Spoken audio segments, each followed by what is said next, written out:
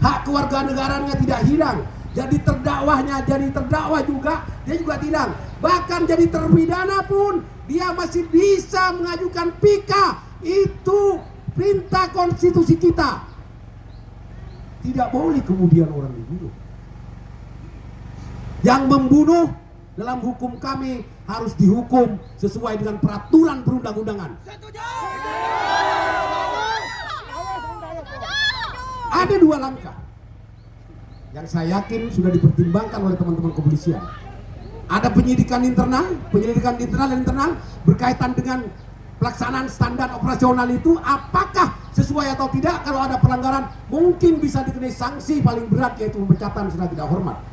Tapi dalam konteks pidananya, 5 orang itu setelah nyata-nyata membunuh, menghilangkan nyawa seseorang, dan dia harus bertanggung jawab sebagaimana diatur dalam KUHP pasal 338 atau 340. Hari ini kami ke sini. Tadi keluarga sudah ada di dalam untuk memberikan laporan, tapi sampai hari ini tidak, sampai jam ini belum ditemui. Besok dan seterusnya kami akan datangi Komnas HAM, kami akan datangi Mabes Polri, Polda Jatim. Besok lusa sudah didatangi oleh kawan-kawan di beberapa titik di Madura, bukan hanya Sumeneb. Ini akan menjadi isu nasional. Karena apa? Karena Sumeneb ini sudah berkali-kali melakukan hal yang sama. Kita review, kita ingatan kita, tahun 2011 kepolisian Resort Sumeneb juga pernah melakukan penembakan mati terhadap Ketua Takmir Masjid Agung.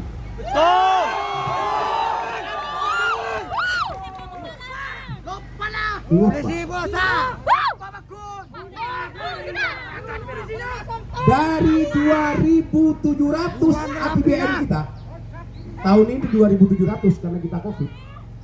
APBN kita 2.700 triliun yang dibagikan ke 34 provinsi, dibagi ke 514 kabupaten kota se-Indonesia, dibagi menjadi belanja pakai habis untuk membayar gaji aparatur negara, mulai dari presiden sampai ke bawah, TNI, Polri, guru dan segala macam. 70% APBN itu dari kami, dari rakyat.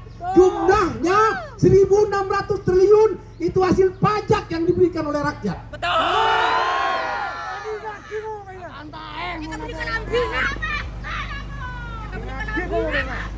Saya yakin bahwa semua anggota polisi saat menjadi polisi semuanya bersumpah.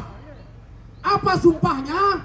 Sumpahnya salah satunya adalah setia, siap untuk setia dan taat kepada Pancasila, Undang-Undang Dasar 1945 dan peraturan perundang-undang lainnya.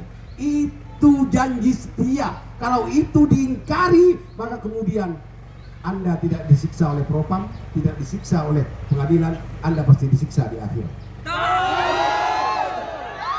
Pasti itu.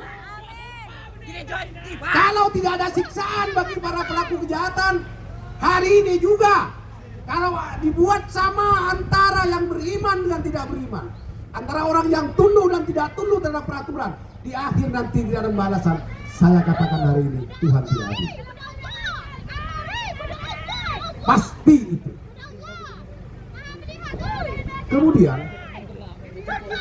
Kemudian sumpah dan janji yang diucapkan itu, 5 oknum polisi itu telah melanggar Undang-Undang Dasar 1945 mulai pasal 27, 28A dan 29 tentang hak hidup setiap warga negara, bahwa setiap warga negara itu memiliki hak untuk hidup. Untuk itu negara membuat lembaga peradilan, mulai dari peradilan tingkat pertama sampai peradilan tinggi sampai peradilan tingkat kasasi, bahkan peradilan peninjauan kembali. Itu dalam rangka untuk melindungi hak warga. Oke, terakhir saya ingin menyampaikan secara pelan, dan ini bisa dipertanggungjawabkan dan deklarasi, bahwa ayo kita berbicara nalar waras. Nalar waras sesama manusia yang punya pikiran waras. Apakah iya? Apakah logis seorang begal mau begal motor orang, dia buat motor dan motornya ditinggal di situ?